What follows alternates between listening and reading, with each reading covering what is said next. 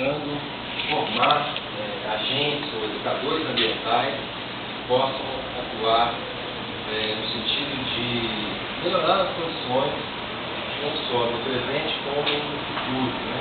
Garantindo que a gente tenha um planeta melhor para os nossos filhos, nossos netos e também para a gente, né? Se nós conseguir fazer alguma coisa a tempo, né? Atual, é muito importante. E aí eu gostaria de começar então a falar para vocês.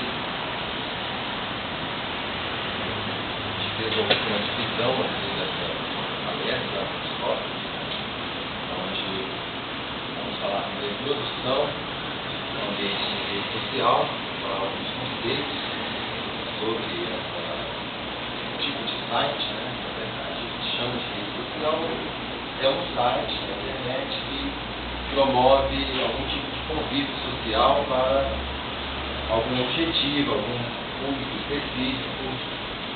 E nesse caso a gente escolheu criar uma rede social com um foco específico, um foco no meio ambiente, um foco na educação ambiental, um foco nas atitudes de sustentabilidade.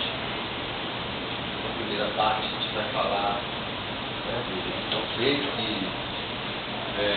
dentro das disciplinas lá de computação não vou entrar muito em conceitos técnicos, mas vou tentar falar de uma forma mais popular de como surgiu, né, esse nome, esse tipo de site chamado rede social.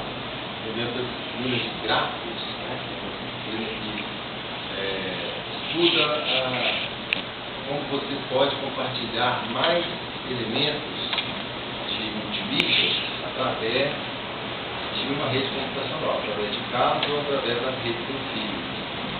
E com a evolução da tecnologia ao longo do século passado, desse século, 13 anos,